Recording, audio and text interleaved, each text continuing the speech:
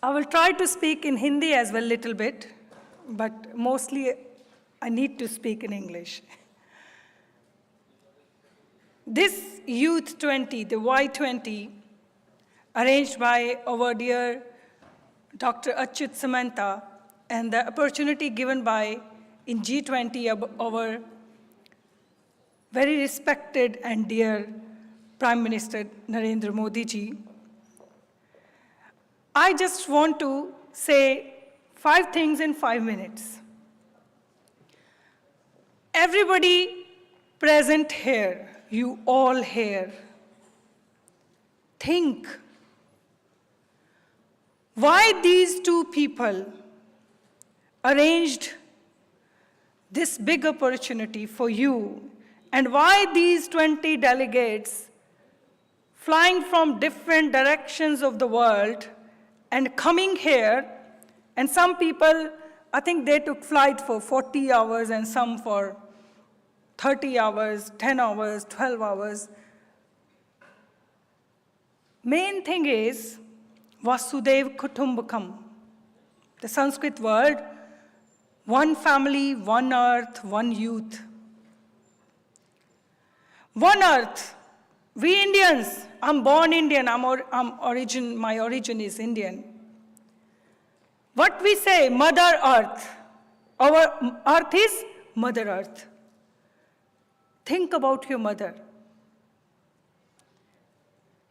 And your mother gave you very good, simple examples. Think about your grandmother and great-grandmother. Very simply, maybe you remember, she always told you, okay, listen, केला खा ले और केले का छिलका गाय को दे दे. You know Hindi? Yeah, everybody knows Hindi here? Most of the people? What she was saying, it's the sustainability. It's environment protection.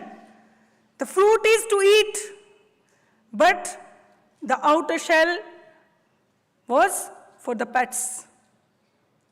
And what the cow will give you? Health and well-beings. Cow gives you milk, cheese, butter, everything, ghee.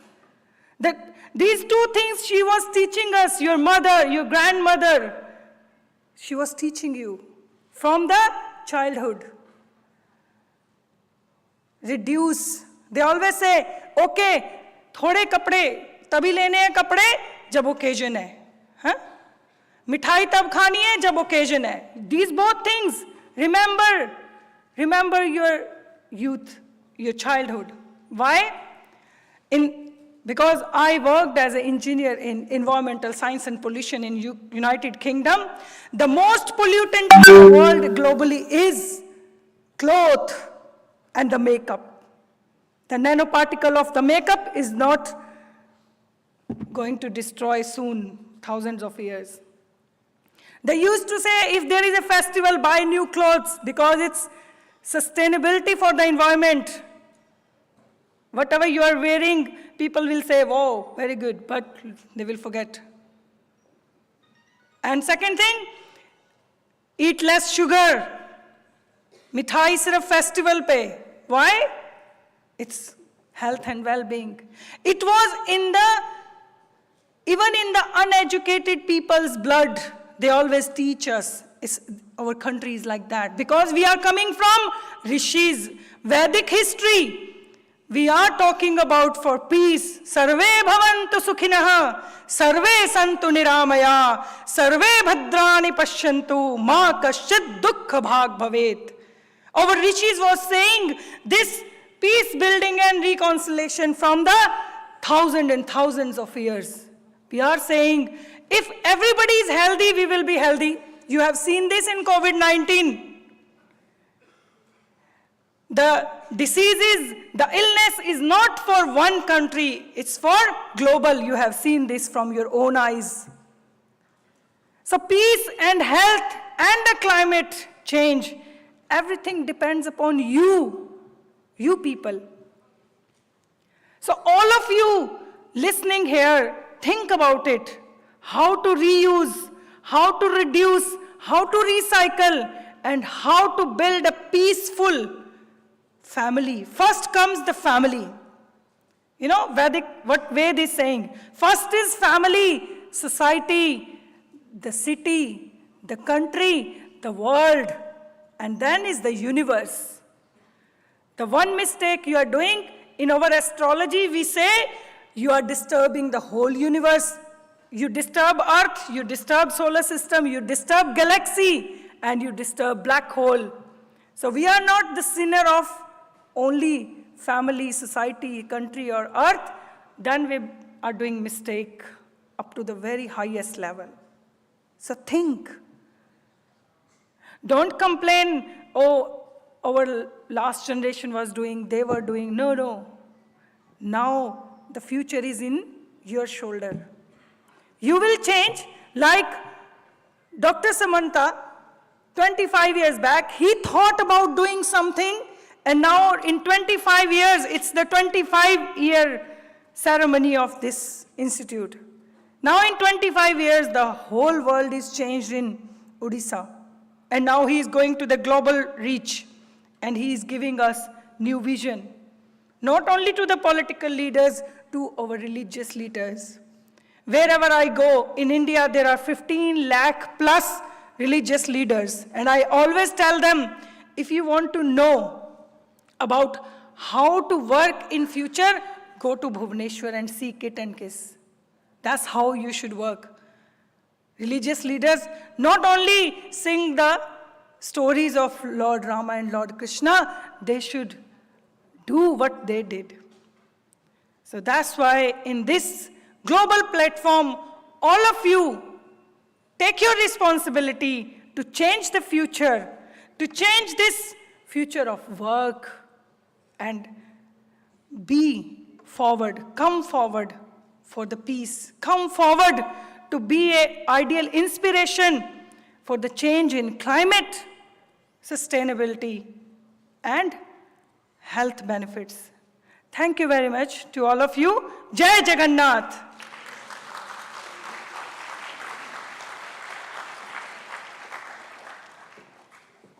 Thank you, ma'am, for your motivation. Just like charity begins at home, she has made an interesting point that sustainability even also begins at home itself. Thank you, ma'am.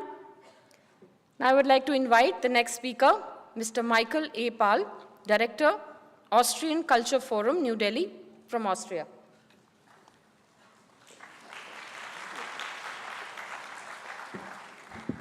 Thank you so much. It's a big pleasure being here. A very nice welcome to you here in this afternoon. I'm grateful to the founder of this institution that invited us to this wonderful event here. It was so great to see the inauguration with all these honorable guests, and now to see you, the students, most important here at KIIT and in the KISS institution. I have visited in the morning. We made a tour through the campuses, and it's really impressive what is going on here. Tens of thousands of young people. This is the future of India, and he's especially providing education. This is most important, because only with good education you have a decent life in front of you, and you have chances all over the world. As the situation is now, in Europe, many people from India are also coming to Europe, also to Austria. I'm representing the Austrian Cultural Forum in New Delhi. I'm from Austria. I'm born in the 60s, 1962. The world was completely different than now. Also, the population was different, so much smaller. We were 4.5 billion, and now we are 8 billion people on this planet. This leads me also to this, what you emphasized, that we have to look after the environment, to protect it. That means the way of life we are living in the West has to be changed also, because we are consuming such a lot per capita. This is not possible for all over the world. And also coming back to culture, we can do culture alone. We can sing, we can dance, we can even compose.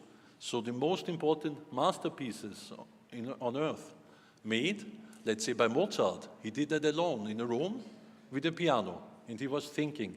And this is the most important and mightiest weapons we have within us. This is our brain and thinking. This is what you should do, definitely, but also to give yourself a break. Because when I think back on my time when I started working 40 years ago, what I did in 1 week, I can do now in maybe one day, even less, because I have these abilities and all these technical equipments which give me the chance to interact with the whole world. I can search Google, Internet. Before I had to read so many papers and books, and now I can research that very easily, but you have a lot of information, but is this knowledge? This you have to ask you too. You find so many things in the Internet, first you have to check, is it true? Or is it biased by somebody? Who puts it there?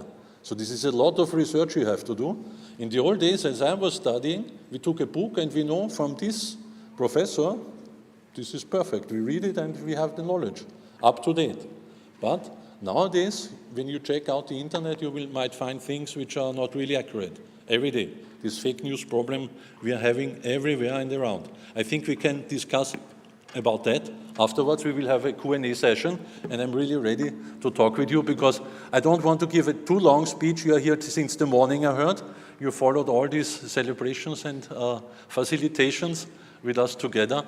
So I think these were my initial thoughts to you. Think back how Europe has changed. I don't know how many were in Europe before. Of you, can you raise your hands, please? Who was in Europe? Ah, we have some. Yes, okay. So I'm looking forward to meet you there. There are exchange programs also. We have the Erasmus program. I don't know if you have heard. This is very important. You can apply for that. It's a very good program. It gives you the chance to study there, even up to doctorates, PhDs. So this is not only for students and for bachelors, it's also for PhDs, really for scientific cooperation. This is what we want to make. Also cultural cooperation, but also science, because we are here in this institute. Thanks a lot, and please discuss with me afterwards a little bit in a Q&A session. Thank you, and big success to you all.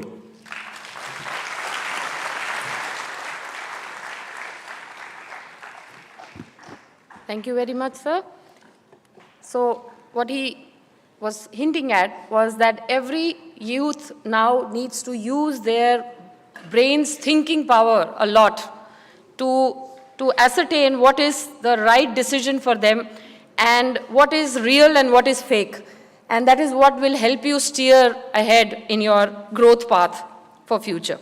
So going on to the next speaker, we have Ms. Sovinar Vardanyan, Honorable Member of Parliament from Armenia, to deliver her address. Welcome, ma'am.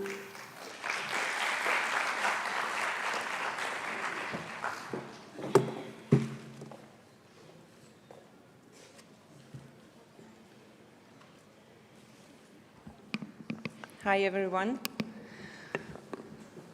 First of all, let me express my gratitude to Honorable Achyuta Samanta for this opportunity and privilege of being here.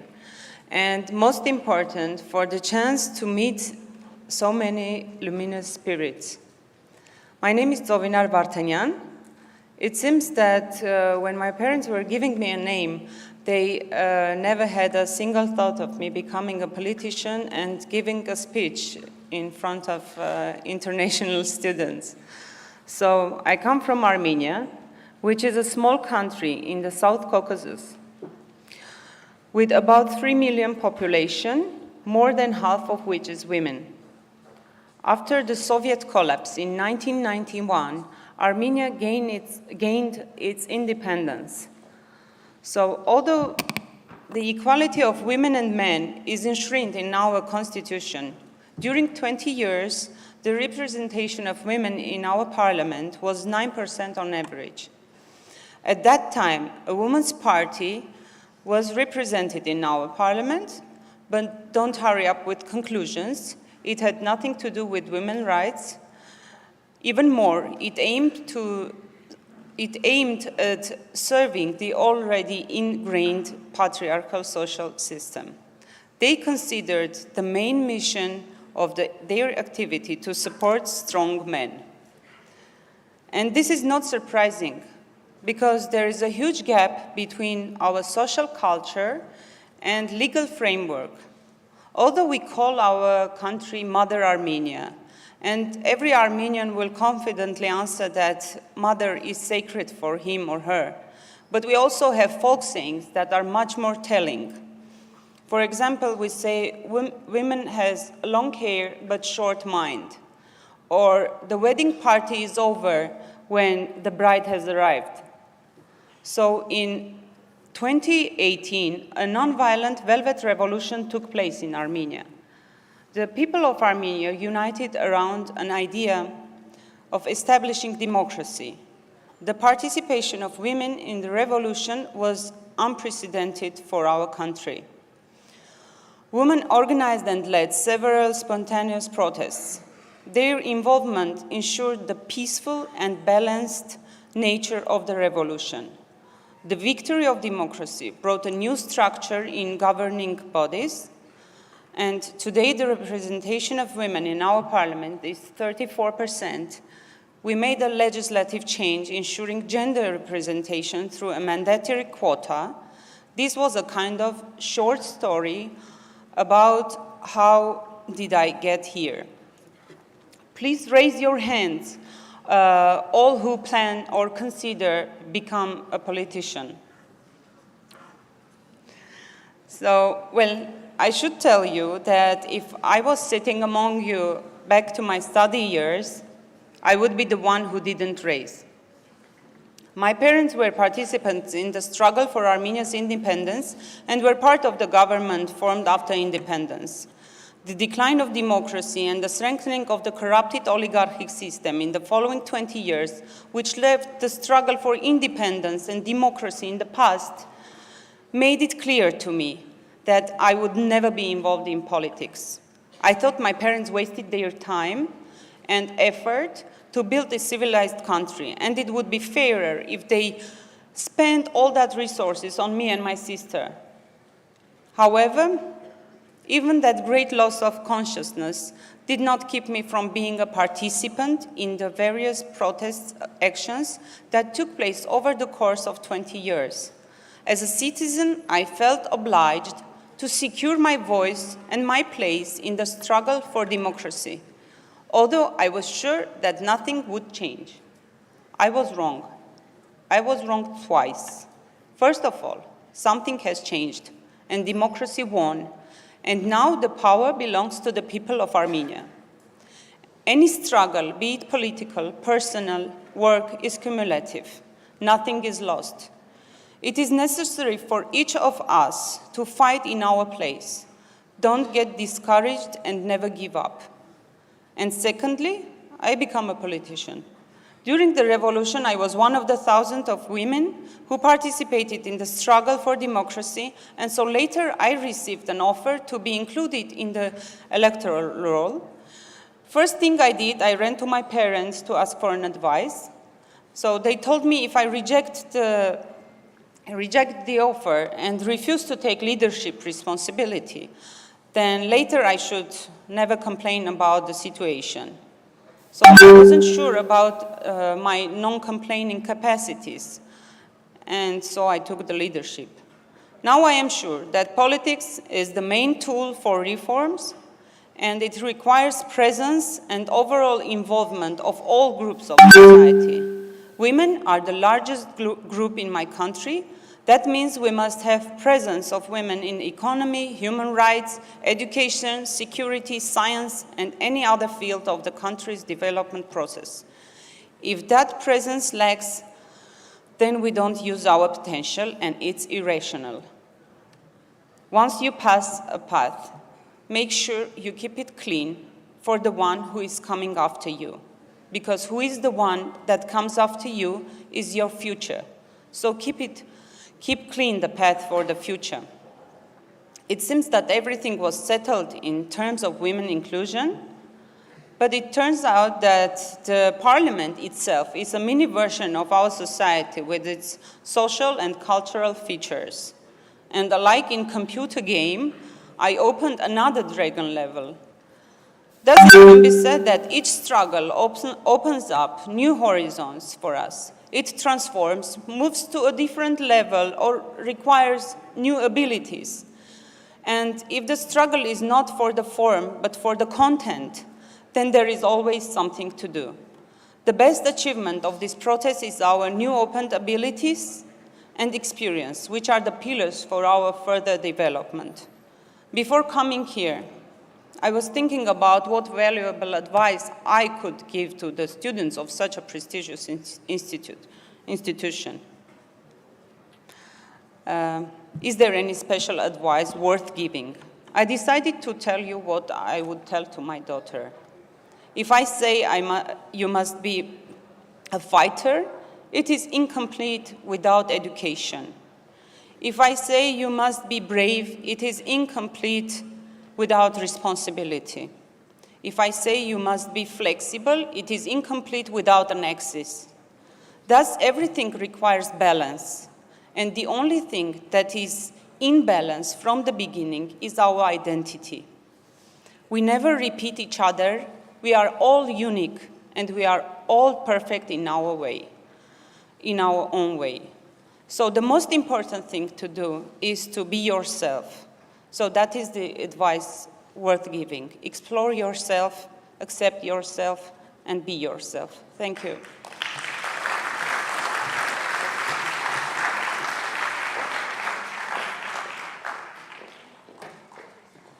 Thank you very much, ma'am. She highlighted an important point. Despite gap in social and legal processes, despite gap in so much diversity in the world, in human rights, you can be discouraged and demotivated, but we need balance, and despite that, we have our differences. So in all of that, be yourself. Thank you very much, ma'am, for this important message. Now I would like to invite RN Dr. Jan Solos, Honorable Member of Parliament, Slovakia, for his speech.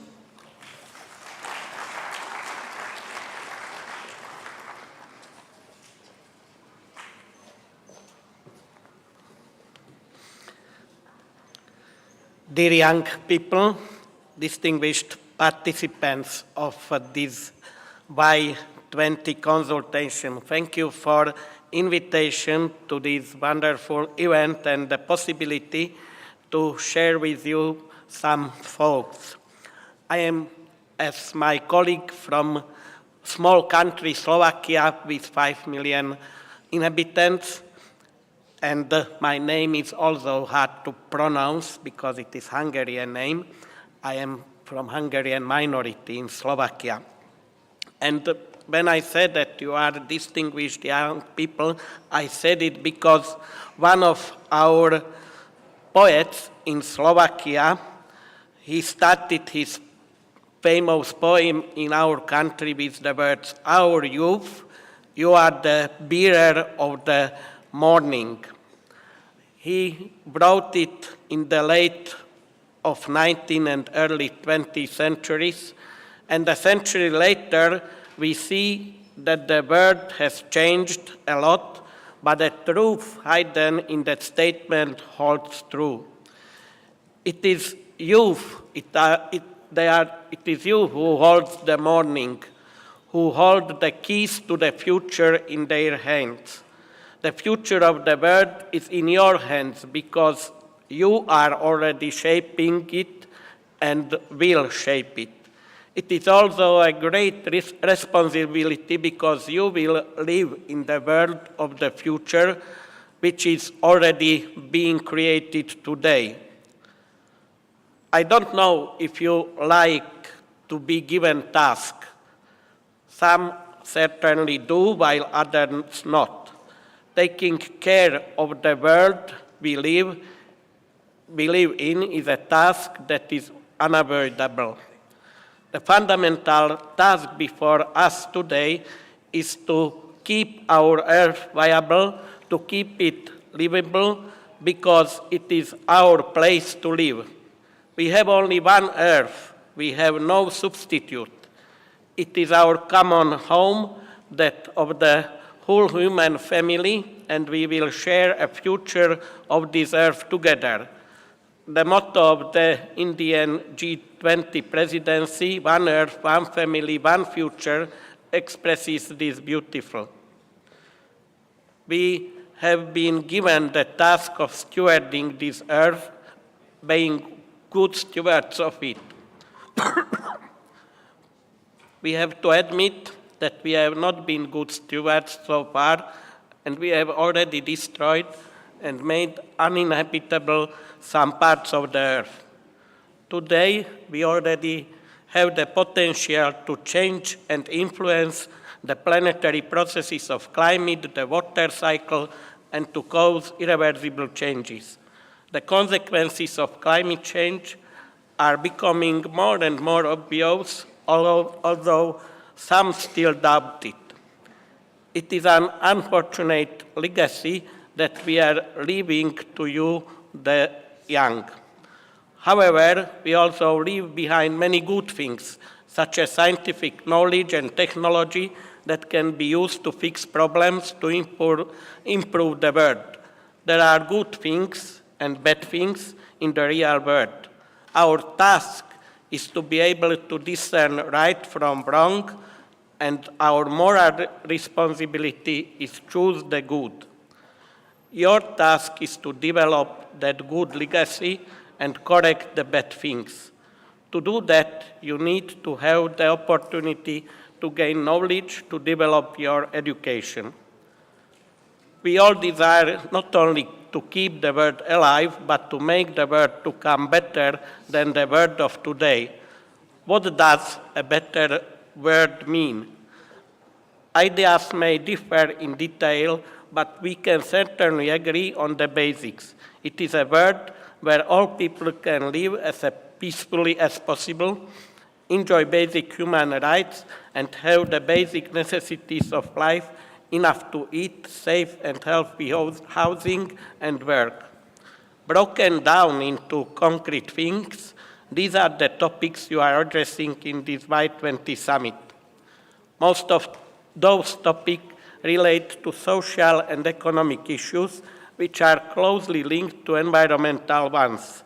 The great task that lies ahead of you is to keep the peace. Lasting peace must be based on justice. In the context of our situation, the key task is to seek ways and means of distributing fairly the limited resources of land, water, and raw materials that our Earth has. I believe that there is still enough of it for all people. We just need to use it more efficiently and distribute it fairly. Let me give you an example. On the one hand, 20% of the world's population in the so-called rich North consumes 80% of the world's raw material and energy resources and generates a huge amount of waste. On the other hand, 21 people die of hunger in every minute in the poor South. The gap between the rich countries of the North and the poor countries of the South is widening all the time. As the well-known American environmental philosopher of Czech origin Erasím Kohák points out, each inhabitant of the developed world consumes as much as 35 people elsewhere in the world. The problem is that those 35 people are yearning to be able to live on the same level as the people of the rich world. If they succeed in doing so, that is, if every inhabitant of the entire world consumed raw materials and produced waste in the way that do now Europeans and Americans, the Earth would become uninhabitable in 9 hours and 20 minutes, according to pessimistic estimate. According to optimistic, it would take 21 days. So it is quite obvious that we could not do the development that way like we are doing it now. It is quite understandable that some people may find above problems of our world unsolvable and take tasks impossible. Many people are also afraid of the future. Perhaps some of older among us, after bad experience, have even resigned themselves to the possibility of change. I hope that it is not the case with you. Resignation or fear will certainly not bring a better future. Only honest daily work to improve the world we live in will bring a better future. The challenges I have talked about are big, global, and you may be wondering where to start. It is important to start small, to improve things around me, at home, in the city I live in the neighborhoods I have an impact on. You need to act now, while you are young and full of strength and ideals. There is not even time to waste either, because some solutions, such as those on climate, need to be adopted and implemented today, not tomorrow. Without adequate interventions, more than 132 million people could be in extreme poverty in the next decade due to changing climate conditions. However, the people least responsible for the climate crisis will be most affected. I think that it is clear, since there is only one Earth, that this task of creating a better world can only be done together by all humanity, by all nations, by the young together with the old, by all generations. Alongside new innovative ways, it is important to build on the experience of previous generations. I have a dream, said the American black rights activist Pastor Martin Luther King in his famous speech. His dream of a society where racial equality prevails had been realized to some extent. You too can have dreams. You can say, I have a dream, and dream of a better, well-governed, just world will feed every one of its inhabitants. The Slovak poet, whose poem I quoted in the introduction, called on the youth to unlock, to uncover the lost paradise. I don't think we can build a paradise on this earth. There will always be problems and bad things. However, we can and should strive to create a better world. For that, I wish you much inspiration, wisdom, drive, and strength. Thank you for your attention.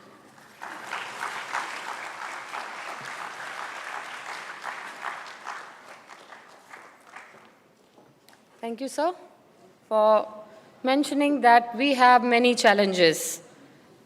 But we can start at a small level, especially when you are young, and we can build on the experience of the older generation. So finally, we come to the end of the public speeches, but not before. We have a question-answer session where we would like to stir the hornet's nest and the people in the audience, faculty, students, and other people who have joined us here today, we want that they should ask questions to our dignitaries on the dais, and I would request the dignitaries on the dais to motivate and encourage by way of question-answer session so that we are even more motivated to go ahead into the future, especially for the youth and the students of the university. So I would request the audience to raise your hands for the question if you have in your mind, and kindly direct your question to the dignitary, which dignitary you want to ask the question to. You will get the mic once you raise your hand. Come on, everyone. Yes. Please give the mic.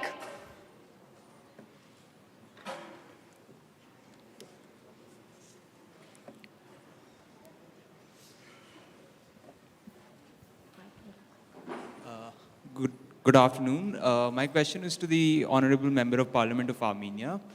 Armenia tends to have a very close tie with Russia, and in the light of the current situation of the Ukraine war, Armenia also has been importing certain military equipment from India.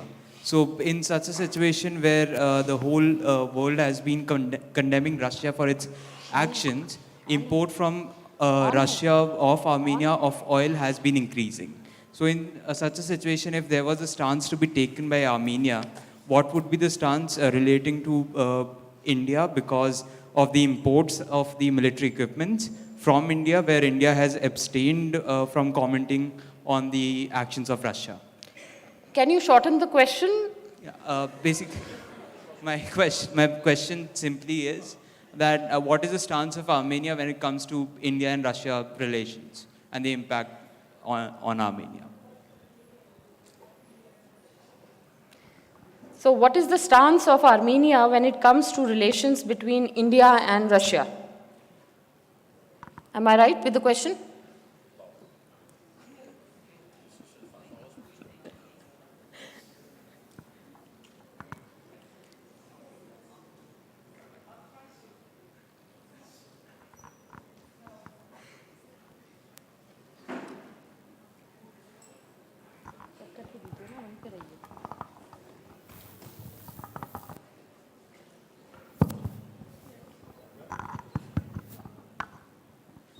Thank you.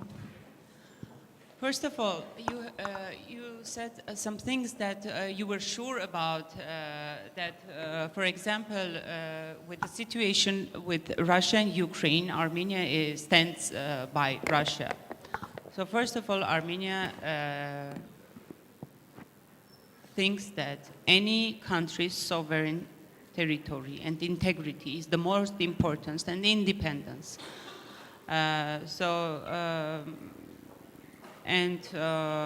Yes, we have relations with Russian Federation, and it comes from many years ago, but we never we never choose between this country or that country. We have separate relationships with India, we have separate relationships, and we have very, very tight relationships with India. So we cannot choose between any country.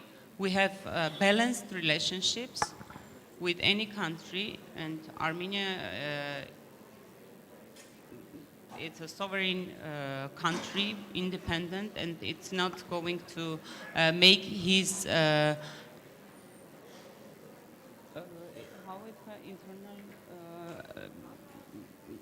its relations with other countries for or how do you say when it's opposite to another one.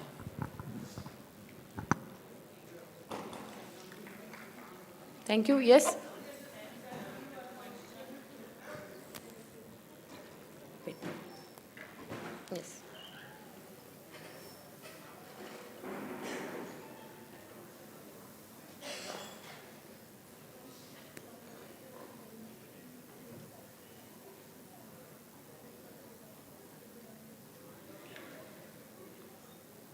Volunteers, please ensure that the mic is on when you provide it for asking questions. Good afternoon, ma'am. I teach international relations in the law department here. I have a question for, again, the dignitary from Armenia. Ma'am, we have been talking about sustainable development, about the concept of one earth, one family, and one future. My question is very simple, as to how Armenia is ensuring environmental protection, human rights, and protection for women in the ongoing conflict between Armenia and Azerbaijan for the Nagorno-Karabakh conflict. How is Armenia responding to the challenges of environmental protection, protection of human rights, and women protection when Armenia went through a war some months back with Azerbaijan over the Nagorno-Karabakh conflict?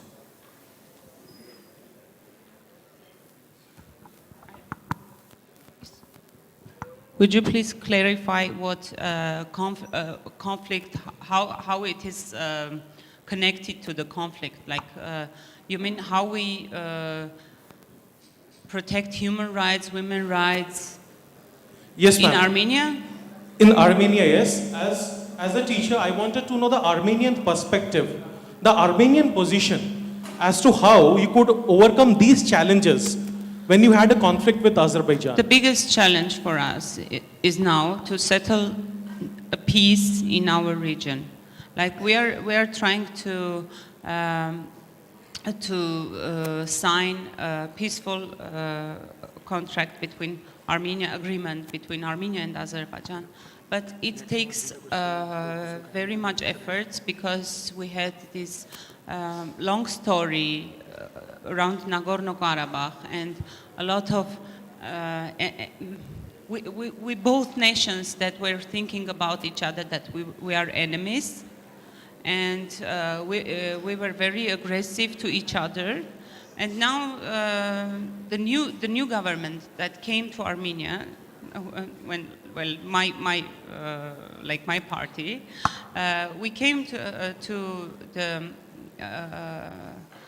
the power with we asked our people to give us the power to go for the peace, and we get it. So Armenia and its nation and our people are ready for the peace, but it must be mutual. Like, we have to work with the other country and with the other side. That's it. Thank you. One more question. My question is to Her Holiness Swami Surya Prabhaji. As we progress to the Amrit Kal to become a Vishwa Guru, there is a belief that we should not forget our roots from where we come from. So, what policy initiatives will you suggest, ma'am, so that we do not forget our values and our value system remains intact, ma'am? Yes. That's why I was saying, first of all, you have to understand your root. If you don't know the root, how you will establish your root? And our root was from 100,000 years, was already saying what the world is saying now. Our root was Vasudhaiva Kutumbakam. Our root was our family is one family, that is earth. And to save earth, what we was doing, what Rishis done, they said, water is a deity. You say deity? Deity? Deities. हमने उनको देवता बनाया. जल देवता है, धरती देवता है, अग्नि देवता है, plants देवता है. They are deities because they give us. We are paying for it. That doesn't mean they are not giving us. Now youth is saying we are paying for water, we are paying for electricity, we are paying for this, but still they are deities. You can't pay for health, you can pay for the medicine. और ये हमारी roots हैं. You can buy a mother caretaker, but you can't buy a mother. That's why she is deity. और ये हमारी roots हैं. That's the root of India. And in this hodgepodge of this Western world and the world going on around us, east to west, they are trying to demolish our root. And only India, only Indians, nearly 20,000 students are going to UK and USA and Australia and Canada every week. And that's our responsibility there. We keep them reminding, don't forget your roots. We know the Western world is capturing you all the time. What's happening in West? All the time you are thinking about how to pay your bills. They are not caring about your roots, but it's our duty. Not only there, also here. You are getting education, you will get paid, you will have good house, you will have good car, you will have good wife or partner. You will send your kids in a private school and you will only think about the money, how to manage this. But don't forget the roots. You are paying for the water, the simple again I'm coming, you are paying for the water bill, still the water is deity. Jal devta hai, don't waste it. So ये हमारी root है. So please try to establish it. We are trying in the West, you try here. You try here and most welcome to visit us and see how the West is doing what our rishis are saying. Paschim kar raha hai aaj. So you people also start here and establish our roots. Thank you. Thank you, ma'am. We'll take just one more last question if there is. Last question. Good afternoon, namaskar. Greetings to respected dignitaries. My question is for both the Member of Parliament Armenia and also for the guest from Slovakia, sir. What are the principles, what are the morals we need to follow when we are like, once we become a politician, active politician, and also after becoming in a position like Member of Parliament? This is for both of you.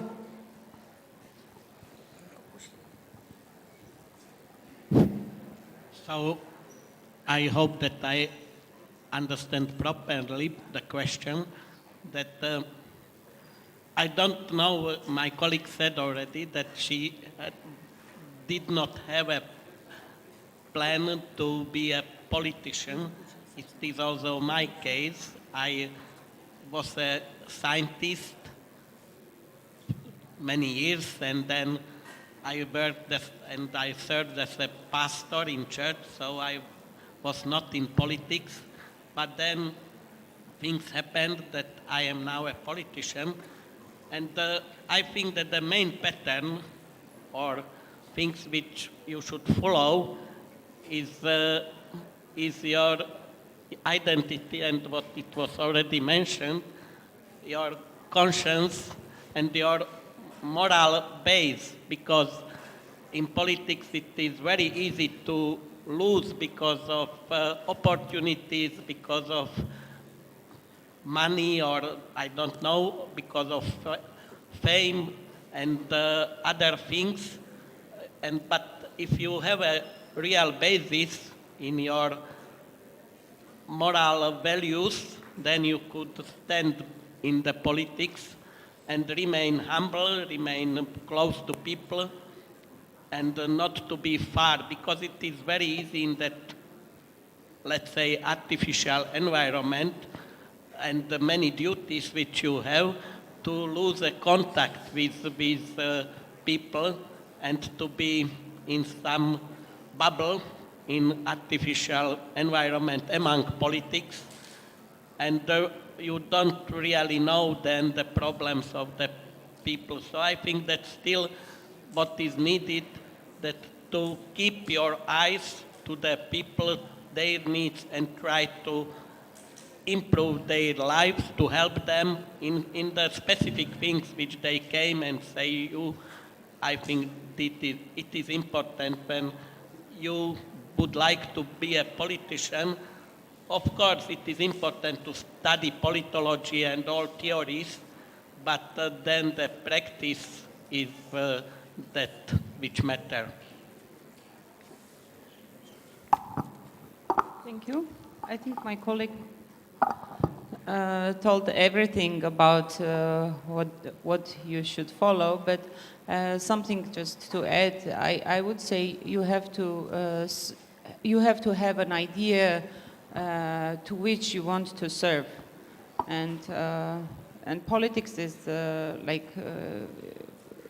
it's not for the form, it's for the content. And if you have an idea, if you have people that are gathered around and unite around this idea or ideology, then it's easy to know what to do until the idea becomes, and the politics is kind of a tool that you can use to make this idea to come true. So maybe this. Thank you. Thank you. We have just one last small question. Hi, my question is for Mr. Michael Epal. Hello, sir. So as you mentioned about the Erasmus fellowships, that you will be happy to know that KIIT University is part of the Erasmus program and Erasmus Plus program, and around more than 12 to 15 students have already gone to different European countries to have their study one semester there and do their PhD programs. Now my question is, what are the other programs you have? My younger colleagues will be very happy to, that will ensure them to have a PhD program back in Europe or some master's program there? Thank you. Yeah, thank you for that question. It's very important. It's in many universities, I see another question arising maybe. We are searching for foreign students, and we have a program there, and this is all on the websites. I brought some information material. I will hand that out. I will leave it on the desk in the front. You can take a page, but please only one by one. I brought only 200. I didn't know that we have such a big audience here. I'm really overwhelmed with it. It's called ÖEAD, Österreichischer Akademischer Austauschdienst, and there you will find everything about grants, about possibilities of studies, all the universities. As I learned, Odisha is here a mining area. We have a very good university for mining in Austria, in Styria. They have even there invented some systems which were for decades really way-breaking technologies, and I think, yeah, we are really keen to have you there. So please take these leaflets afterwards, and then come to Austria. Most welcome. Thank you so much. Thank you, sir. So I thank all the dignitaries to have taken up the questions very well. Some of the questions might have taken you by surprise, but this is what the youth of India thinks like, and there are always questions on problems and how you can solve them. The choices we make today creates the future we are dreaming of. The youth holds the future. The future is not tomorrow. It is here, today, moment by moment, and we are writing it. So I thank everyone here in the audience and the dignitaries for the deliberations today here in this afternoon. And I invite you for lunch.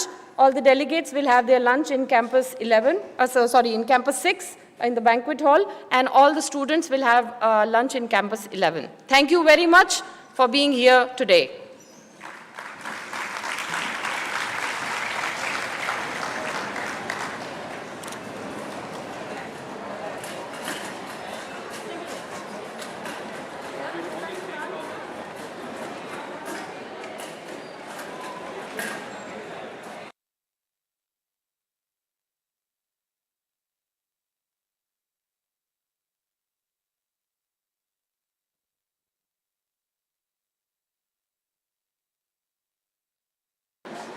All students will come back to the auditorium at 2:30 for the next public speech session positively.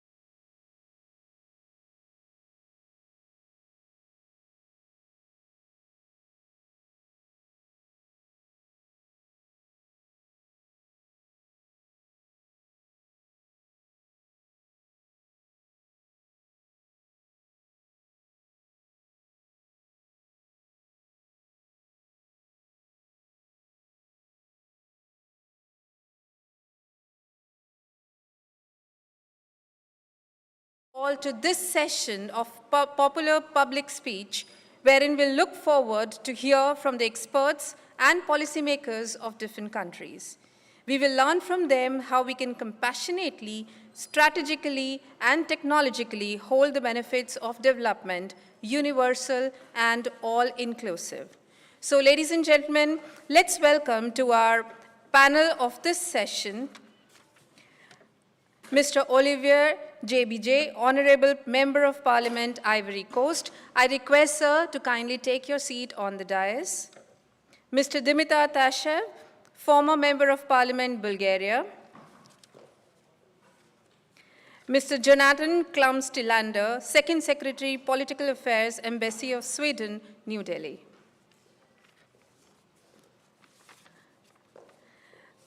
Thank you so much for your kind presence, and that too on such an auspicious day wherein we celebrate Odia New Year today. So Happy New Year to all of you. Let's hear from our first speaker, Mr. Olivier JBJ, Honorable Member of Parliament, Ivory Coast, about his opinion of G20, how we can make world more inclusive to all the people living here. Sir.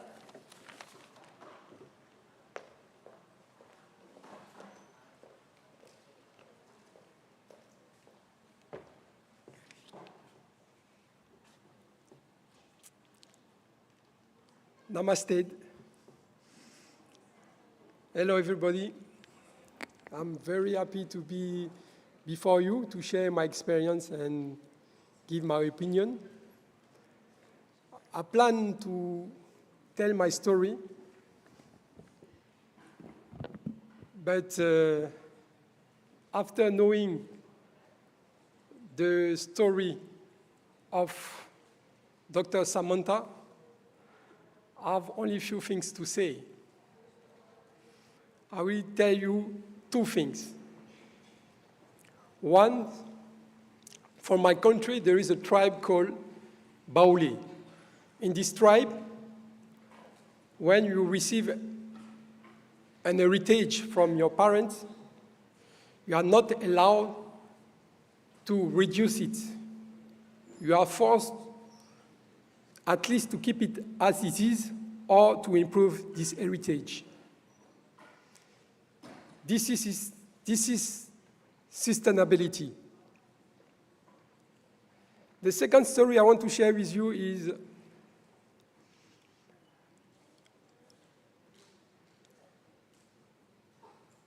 every one of us have seen a movie related to the story of famous people. And I want to say to you, each of one can make an exciting story. Make your life the next blockbuster. Thank you for your attention. Danya, what we said, one world, one earth, one family, one future. I will add one love. Thank you very much. God bless you.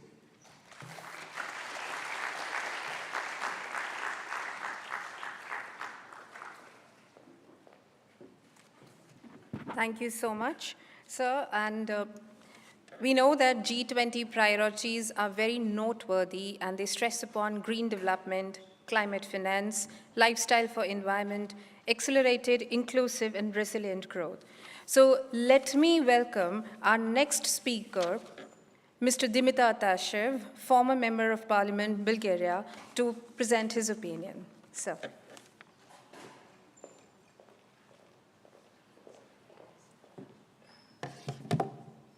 Namaste.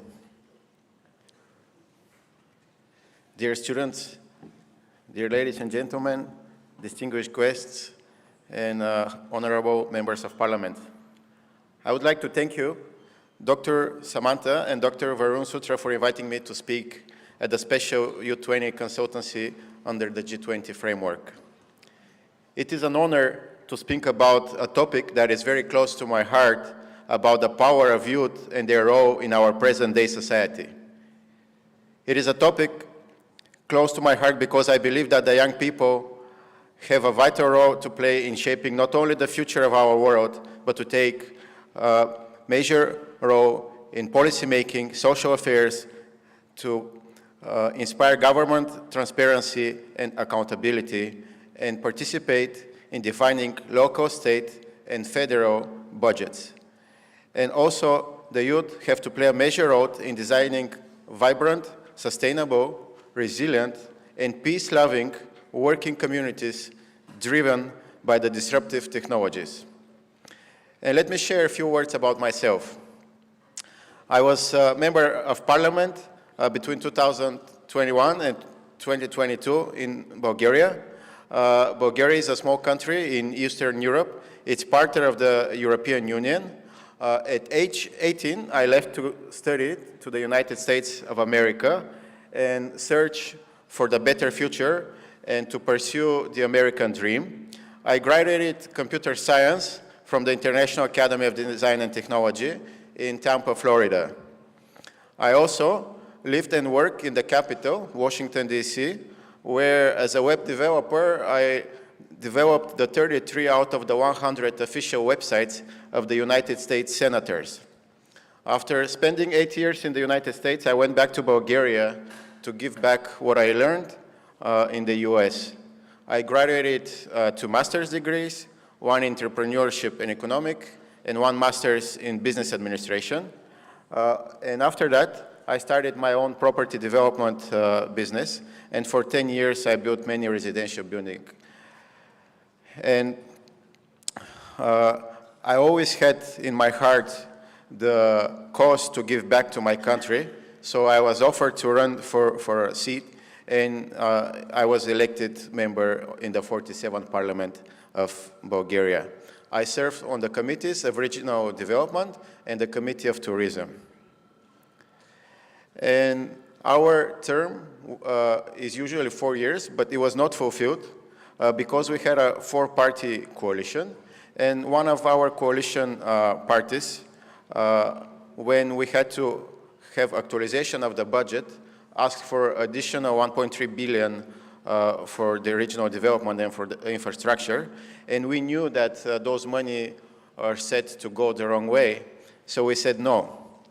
And therefore, they decided to initiate a no-confidence vote, our own coalition partner and party, and that's how we were taken down from power, and our mandate was over. So that was a part of a big corruption scheme, and corruption is a cancer that eats away the very fabric of our society.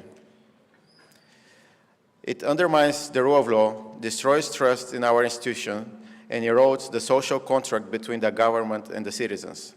Corruption is not just a moral issue. It is a socio-economic issue that affects us all. It leads to poverty, inequality, and social injustice, increases even the death rate, and it's the poor and marginalized who suffer the most. And I'll speak a little bit more on that topic later on in my speech. And just to share one verse from the Holy Book, from Proverbs, where it says, "By justice a king gives a country stability, but those who are greedy for bribes, they tear it down." So a little bit about country of Bulgaria, one of the oldest countries in Europe from 7th centuries. It was intersected by historically important routes from northern and eastern Europe to the Mediterranean basin, from Western and Central Europe to the Middle East. And we border Greece and Turkey, Macedonia and the Black Sea. Emerging from centuries of the Ottoman rule, Bulgaria gained its independence in the late 19th century, joined the losing side of several conflagrations in the first half of the 20th century. And we were under the dependency of under the Soviet Union. This alliance had very profound effects, which is we're still suffering on the Bulgarian state and mindset, altering everything from land use to labor practices, religions, and the arts. And as communist governments fell in Eastern Europe in '89, Bulgaria was suddenly released from the magnetic field of the Soviet giant and drifted into the uneasy terrain of post-communism. Today, its gaze is firmly fixed on the West. Bulgaria became a member of NATO in 2004 and became a member of the European Union in 2007. And in 1991, the National Assembly adopted the new constitution that is currently in power, establishing a parliamentary government and guaranteeing direct presidential elections, separation of powers, and freedom of speech, press, and religion. The Prime Minister is elected by the majority party or coalition from the National Assembly. We have 240 members of parliament, and 2 days ago was the inauguration of the 49th Parliament of Bulgaria. The political situation is very unstable. We have had, this was the 5th elections for the last 2 years in Bulgaria, preliminary parliamentary elections.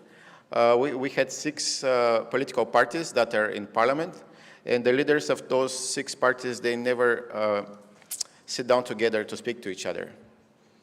So they must learn from our topic today for one word and one family, and for the better future of our country.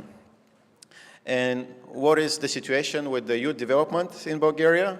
In 2020, the Bulgarian National Assembly passed the first youth law.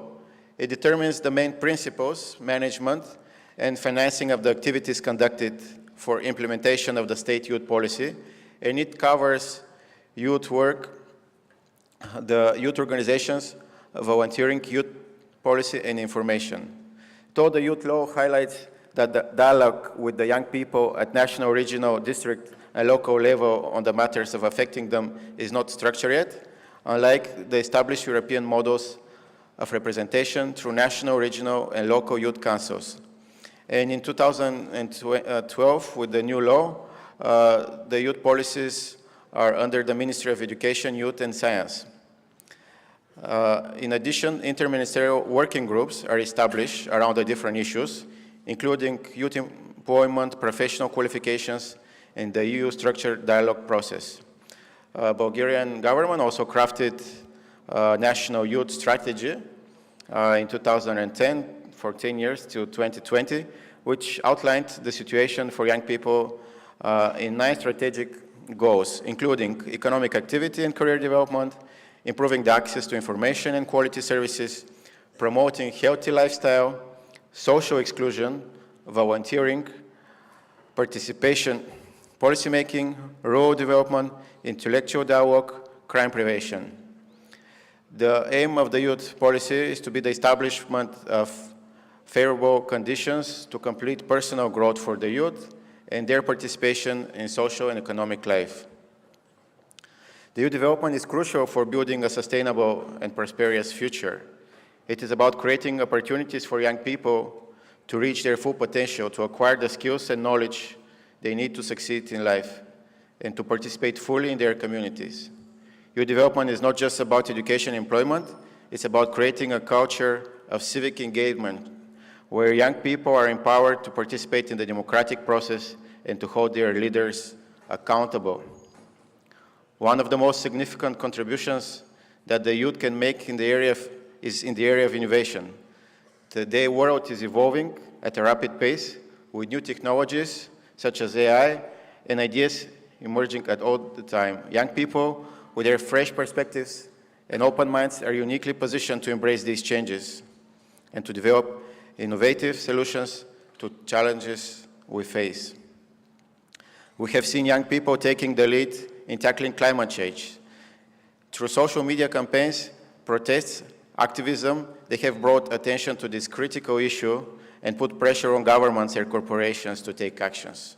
As a result, we're seeing more investments in renewable energy, greater use of electric vehicles, and renewed commitment to reducing greenhouse gas emissions.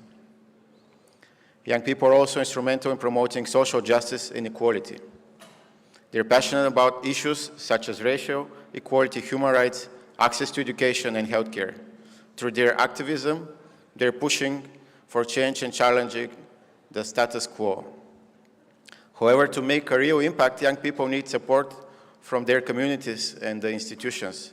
They need access to education, training, and mentorship programs that can help them develop skills and knowledge.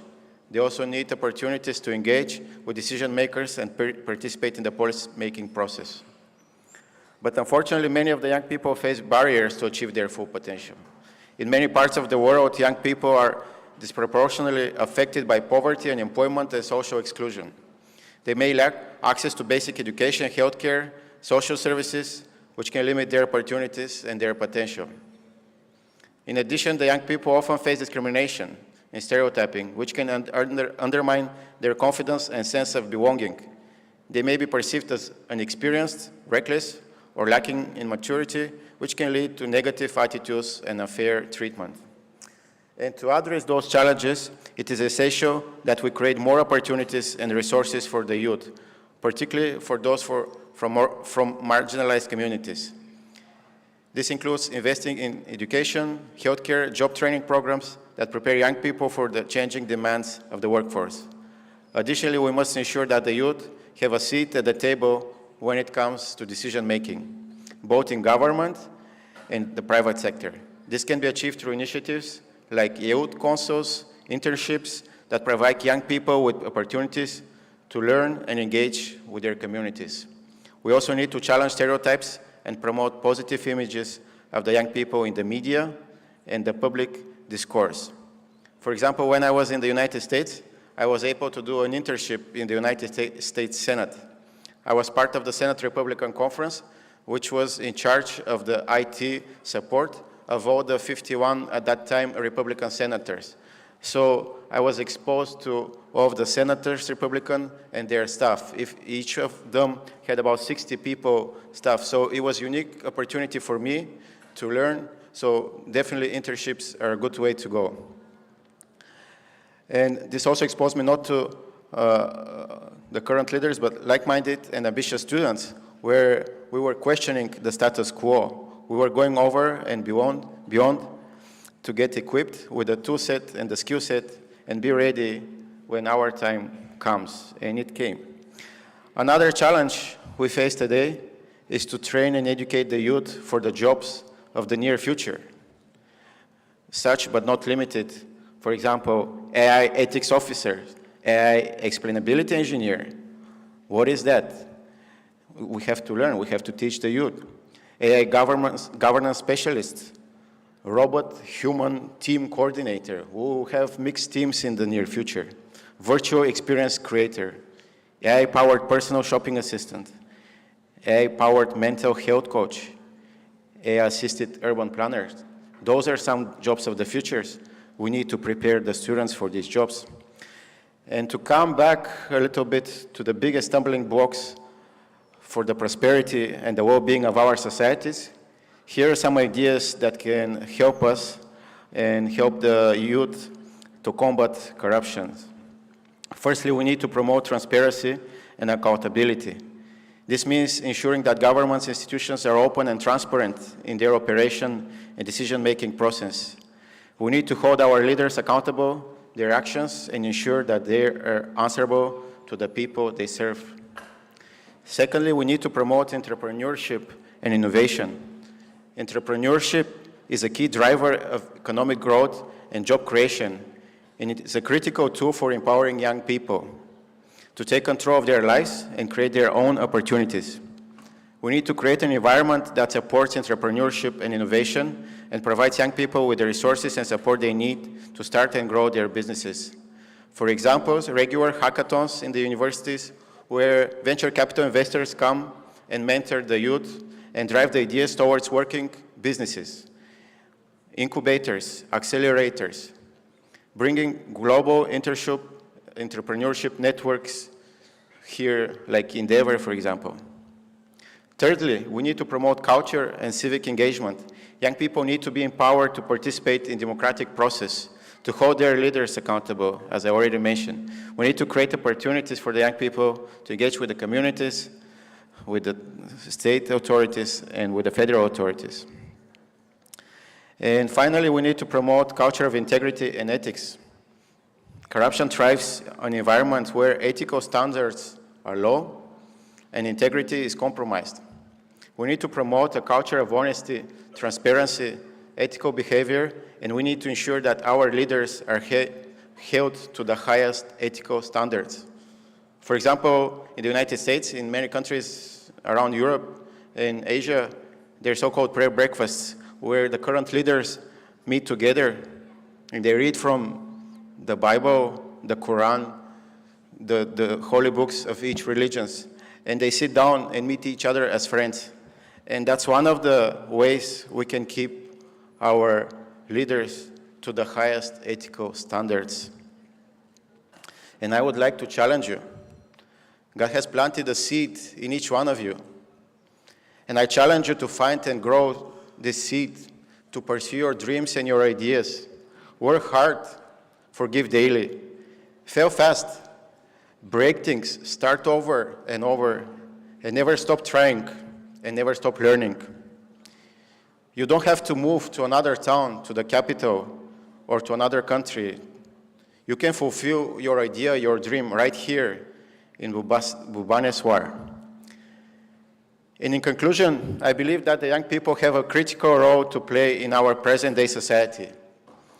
You're the innovators, activists, and leaders who can drive positive change and create a better world. As such, it is our responsibility to invest in your potential and create a supportive environment that empowers you to thrive. Together, we can build a brighter future for ourselves, our communities, and our planet. One Earth, one family, and one future. May God bless you all. May God continue to bless KIIT and KIIT universities, and may God continue to bless India. Thank you.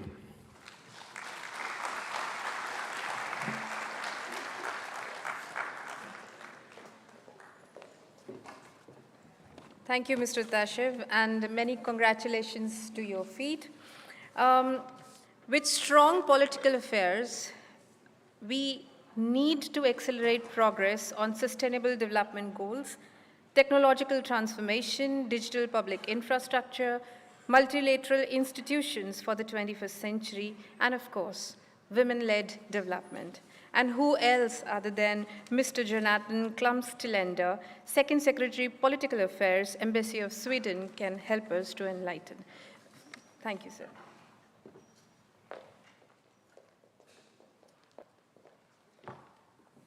Thank you very much. Thank you very much. It's an honor to be here. I want to thank the organizers, Dr. Samantha, and everyone involved in bringing us together on this very, very important topic and theme. My name is Jonathan Klumstilender. I'm a career diplomat from Sweden. I have been here in India for 3 years now, working from our embassy in New Delhi, covering political affairs, and also public diplomacy, which has included a lot of work on gender equality. But as I said, very, very happy to be here also with esteemed panelists. It's been a real pleasure so far. And I really want to say a few things about this year, because this year is a very special year to work as a diplomat for Sweden. It's the Jubilee year for Indo-Swedish partnership, basically, meaning that it's 75 years of bilateral diplomatic relationship that we're celebrating this year. Sweden is also holding the presidency of the European Union this year, for which I will speak a little bit more. And I will also try to sort of tie in our priorities for the European Union to this topic today, which is the youth and the future, and to see how that can sort of merge, because it can, is my strong belief. We have been in touch with KIIT and with KISS before from the Swedish side. KIIT was visiting Sweden in 2019, and the embassy have been engaged with the institute for a very long time, and we hope to remain that engagement. So I'll start by saying that, as I said, right now Sweden is leading the work within the European Union, and it's a very difficult and important time to be doing that. Russia's illegal, unacceptable, and unprovoked invasion of Ukraine is a threat to European security, with dire consequences for migration, as well as global food and energy security and supplies, and this is felt around the world, including in India. Sweden's presidency has 4 main priorities: security, competitiveness, green and energy transitions, which I will come back to, as well as democratic values, which is our foundation after all. And I will try to explain how I see these go hand in hand with discussions around youth and G20 and the future. I think as we discuss youth on this theme, I think it's important that we must dare to look beyond, extend our perspectives, look beyond the next election mandate period or the next revenue quarter in private sector, and really ask ourselves, what are our immediate and long-term goals? To overcome major challenges such as climate change, biodiversity loss, inter and intrastate conflicts, we must engage with the future generations as well, including people in schools that we have here today of different ages. I'll start by saying something around the future of work as well, because that was one of the main themes. And I think what I really want to say from a Swedish perspective, working here in India, is that we really see an open economy and an ambitious free trade agenda as something that will benefit all. Predictable rules, long-term engagements, and a competitive economy is a prerequisite also for the green transition. So we will work hard for an ambitious free trade agreement between the European Union and India, mutually benefiting close to 2 billion people. The world is interconnected, people are interconnected, and relationships are being built around the world. And we strongly believe in engaging in that and creating new mutual relations and dependencies. And this is the sort of future that we embrace. I would like to say also a few words on climate change.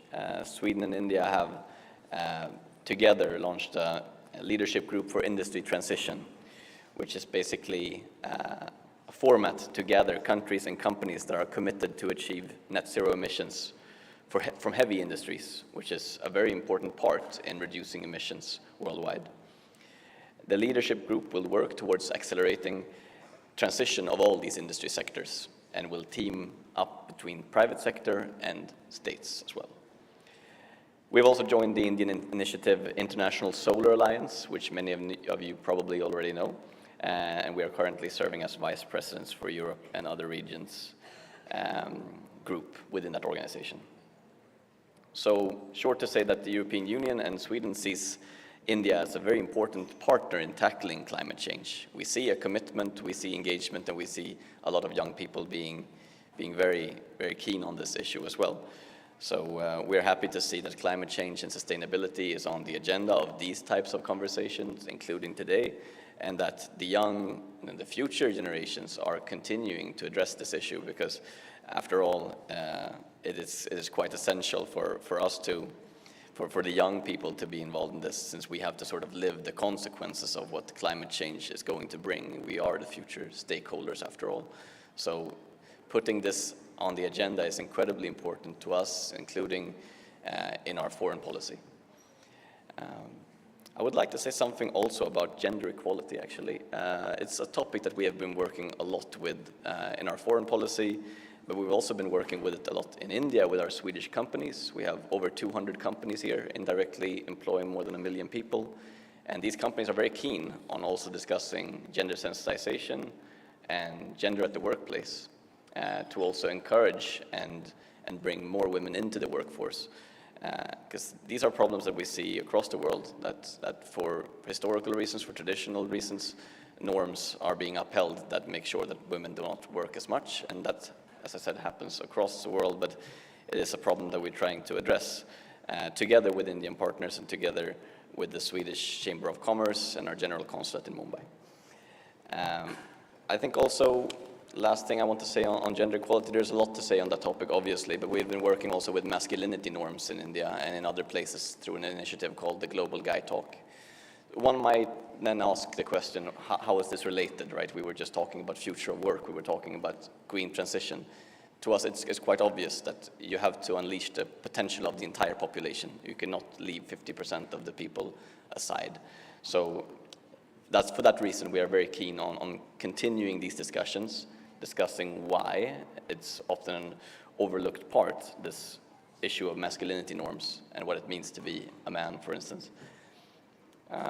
I would also finally like to say that innovation is a very, very big part in our cooperation with India. It's it's an honor to be here in Odisha, which is one of the clusters for innovation as set out by the PSA. And Sweden has, during the last couple of decades, developed a world-class startup scene, creating a vast amount of interest also from entrepreneurs, investors, and talents. After Silicon Valley, Swedish capital Stockholm produces the highest number of unicorns, billion-dollar tech companies per capita, more than any other city. Companies such as Skype, Spotify, Minecraft, Candy Crush that you might be playing on your phone sometimes are all from Sweden. Not everyone knows that, but it is actually an interesting development. And we see the potential of working with India here, because there are so many tech-savvy people and a lot of very, very good institutions training on these issues. And the Swedish-India Innovation Partnership has strengthened since its announcement in 2018. And it's one of the most important parts of our relationship with India. It goes from smart grids to digital health to circular economy, artificial intelligence. All these issues are there. And we believe that if we discuss, if we interact, we can be sort of co-creating innovations in a way. So innovation and creativity are key factors if we are to overcome some of these challenges that we are addressing here today. And I will conclude by saying thank you so much for inviting me. It's an honor to take part, and I hope that these conversations can continue further, and that we can continue to find ways to engage with youth on these topics, and Sweden will certainly remain engaged. So thank you very much.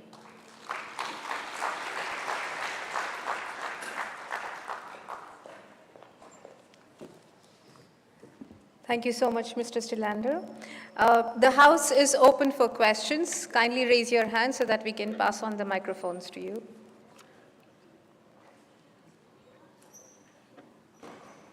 Greetings to respected dignitaries. Namaste. Sir Dimitar, I have a question for you. As much as I have studied, this question is going to be subjective and academic also. As much as I know, Bulgaria is home to diverse communities like ethnic Bulgarians, Turks, and also worth mentioning the Romas, who are originally from northern India. So my question is, what are the steps the Bulgarian government is taking in the public sector, in the education sector, and also in the media sector, and in politics also, political representation, and maintaining for the upliftment of these minority communities, ethnic and linguistic communities, and with special reference to the Roma people, who are the originally people from India who migrated to Europe. Thank you for your question. We have, as I mentioned, 6 parties in parliament, and one of them is a movement for freedom and rights, and so they have some representation there through that political party, but they also have representatives in the other political parties as well, and that's in the public sector. In the private sector, a lot of businesses also, they have started, but as former member, I'm not happy with the work we have done to integrate those minorities. We certainly need to have a lot more initiatives, and as I mentioned, for 10 years I had a property development company, so 90% of my workers were from minorities. So we built very good relationships. I tried to help with everything I could. And a lot of my colleagues also in the construction business, their workers are from the minorities. So whoever wants to work from the minority, they have a lot of opportunities to work. The problem is that not all of them want to do that. They are willing to use the government help without working. So we definitely should work in that direction to encourage them to work, to be included in the workforce, maybe, you know, teach them how to apply to jobs. And I mean, they go to school, so they have the skills, they have the knowledge. It's just a matter of desire. I hope you got your answer. Other questions? Here. Good afternoon.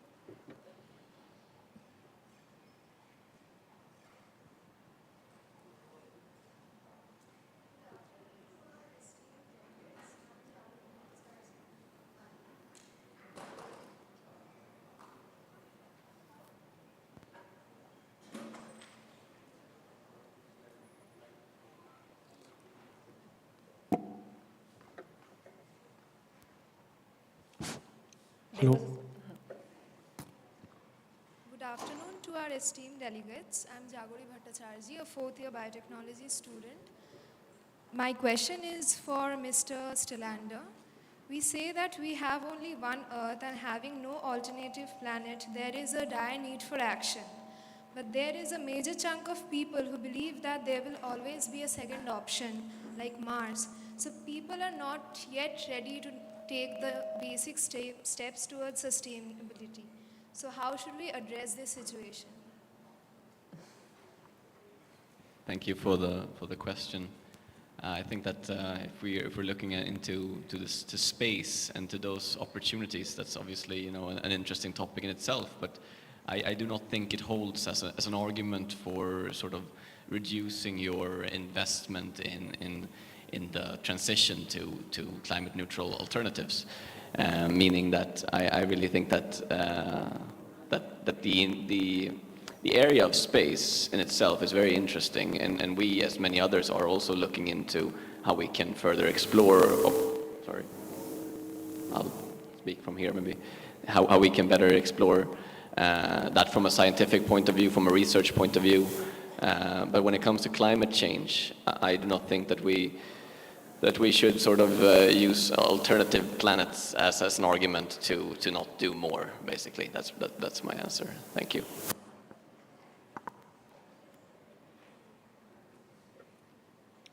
Good afternoon. I wish my question, what I'm going to ask, should have been asked by a lady delegate.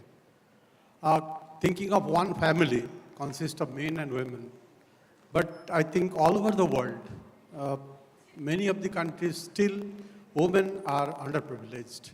What is the collective opinion of the world about the future of the women, especially for the young generation who are rearing to go? So the options or opportunities for women. So yes, you can take that.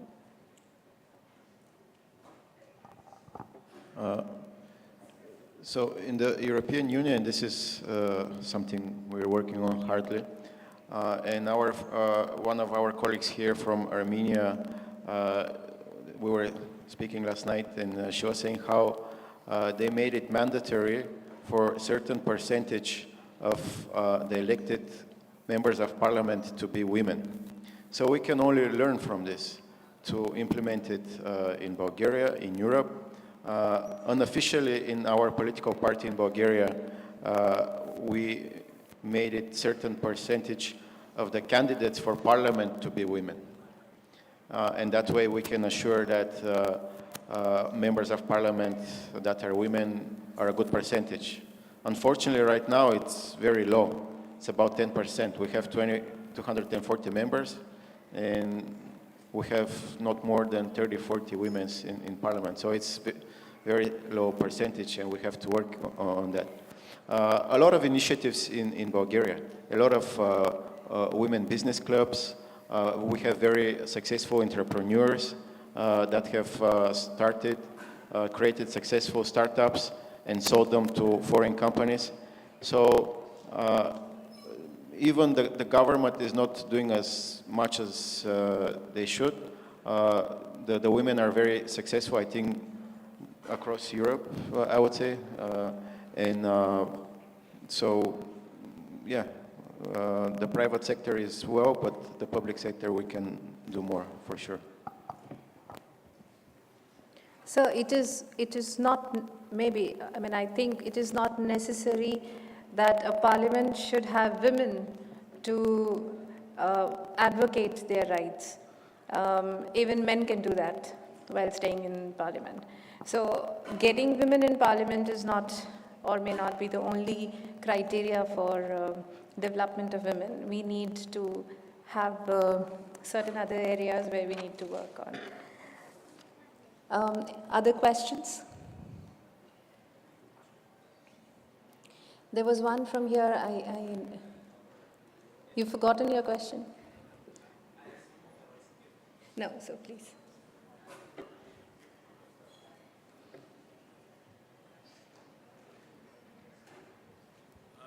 Hello. My question is for Mr. Oliver. It's more personal. As an African, I was wondering, like as you said, you mentioned Samantha sir, or the founder sir, had developed the school in a matter of 25 years. He had made this much development. As an African student, I was wondering if what can I, as a youth, how can I achieve the same thing in my country? Or do you imagine that, how can the government in Africa, or how can I place myself in a position that I can attain similar goals as Founder Sir has done with KIIT? Thank you.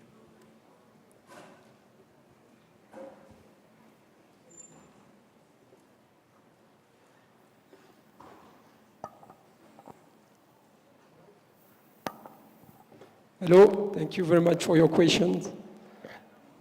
We have many challenges in Africa, especially in education, health, and economics. The three pillars of sustainable development.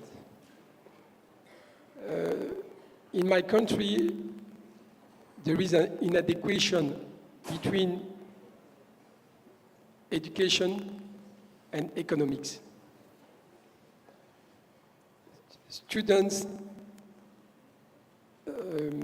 are trained in some matter which is not really useful for the development of our country. I mean, we need to be more practical in our education. I'm speaking very specifically for my country. And we are living in a very fast-moving, fast-changing environment.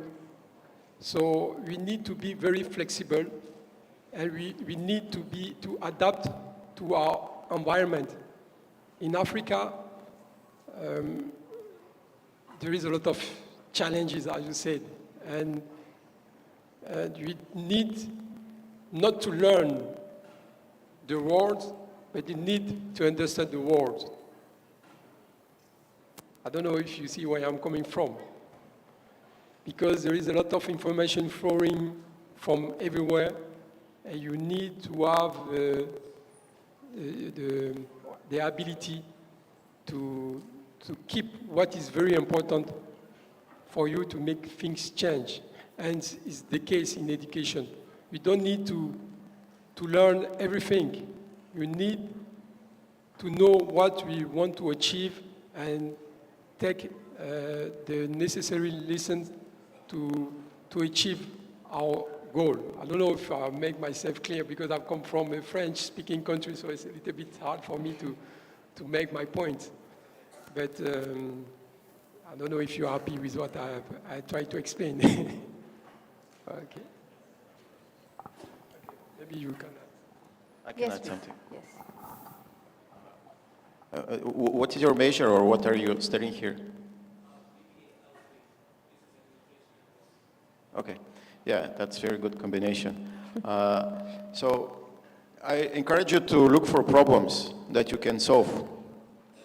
And also, it's good to have the experience here from India, but also try to find some internships in Europe. And you can learn and bring it back to Africa. As I mentioned in my speech, I'm coming from Eastern Bulgaria, from Eastern Europe, and I was able to do an internship in the United States Senate. I was the only foreigner at this time, And that certainly opened my horizons. I encourage you to do that. Try to find a good internship, learn as much as you can in the field that you want to go. Look for problems that you can solve and try solving them. Thank you so much. Any other question from your side?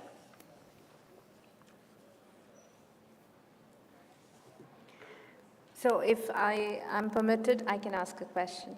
So G20 presidency says one earth, one family. So that can only happen through good communications. If this generation would like to commute or communicate to one of your countries, what one thing they should look forward to? For example, if they move to Sweden or if they think of moving to Sweden, what one thing they should look forward to, or so that they can learn, they can achieve something from there? Thank you. That's a good question, actually, to point out one thing about your own country that you would sort of, I think a lot of Indians, there are a lot of Indians that are coming to Sweden to study, and they are coming to mostly very good universities. They are getting a good experience of how it is to live in a different part of the world. It's a completely different weather. You have to be prepared for that. But otherwise, I think it's as I mentioned also previously, we have become, quite a leader within innovation and technology. And I think that there's so much potential to merge what's happening in India on that field with what's happening in Sweden and Stockholm specifically, but also other places. So I think that's one area that could be interesting. But of course, there's more to say, but I'll take that one for now. We're here to speak to you. So find us, speak to us, and also look for our names on the Facebook, LinkedIn, all the social networks, and write us. I'll be happy to answer all of your questions, to help you with organizations, networks in Bulgaria, if somebody is willing to come and do internships. And also write to the Indian ambassadors in the countries that you're willing to go. I'm good friends with Ambassador Rana in Sofia in Bulgaria. So I can ask him if you're asking me for opportunities and if I don't know, but they have all the informations. They're global youth networks. They have representations in each country, so you can use that. Many ways. Just write us. Yeah, Europe per se is extremely friendly, I know, with respect to movements and communications. Thank you so much. So would you like to say a few lines? I know it is difficult with French.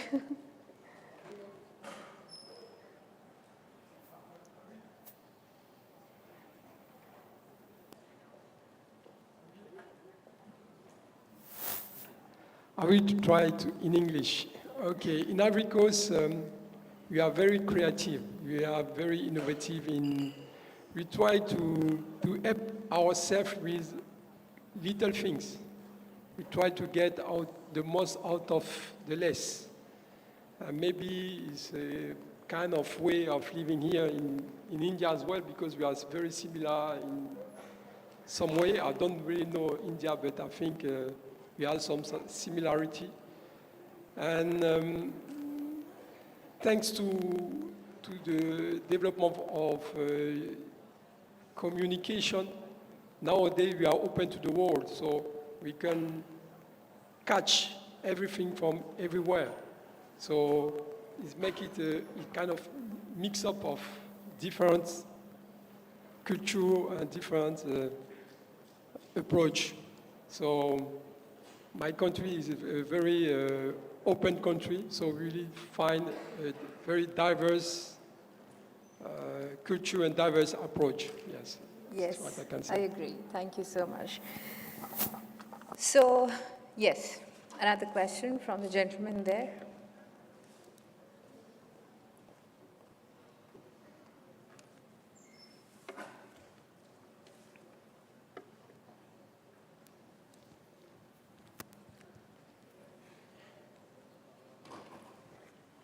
Good afternoon, sir. I was very excited to hear the answer from you regarding integration of local cultures. I don't know, for a lot of children here, I think mostly from various backgrounds and places, probably what would count on the top of their mind are their parents, their family.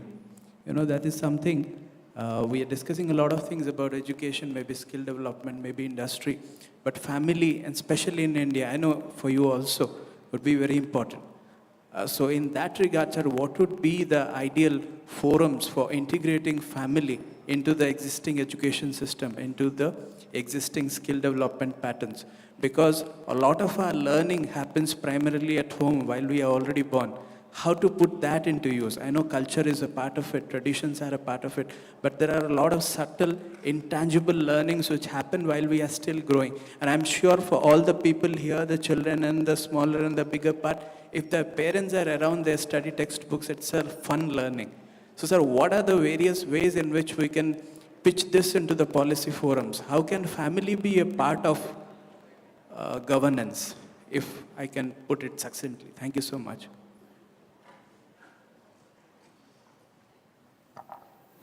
Thank you for your intervention. In Africa, and specifically in West Africa, in the Ivory Coast, we have a strong family tradition, as I think in India as well. And in France, we make difference between instruction and education. We have been instructed at school, we receive information courses, but the real education comes from your family, from your parents. They give you the value you have to follow during your life. And you have to stick to this value in order to achieve your goal in the life. School gives you many information. You can learn everything from any topics.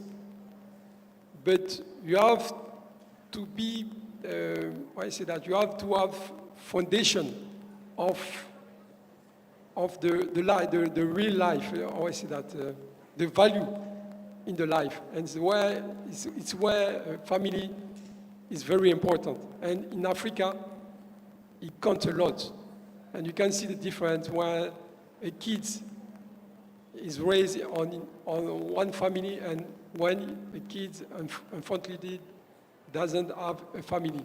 We can see the difference. The kid from the street, they struggle to be balanced because they are exposed to many bad influences, even though they can learn from the street as well. But family is very key for education.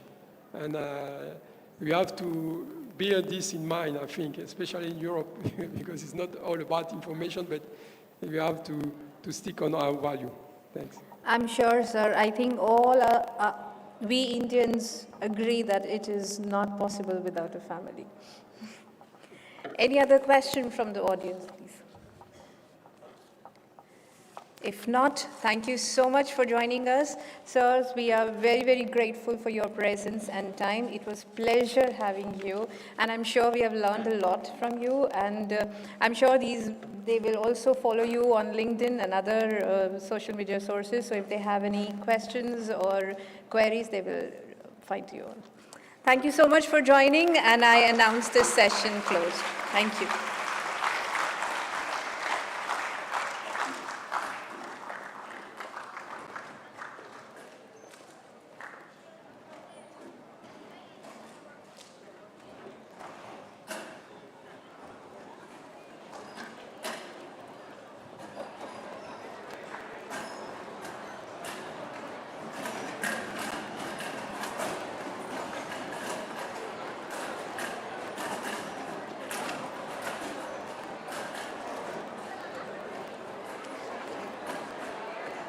Hello, may your attention please. Soft drink is available. That sites where the launch was available. I request all of you, all the staff members, faculty members, students to have this facility.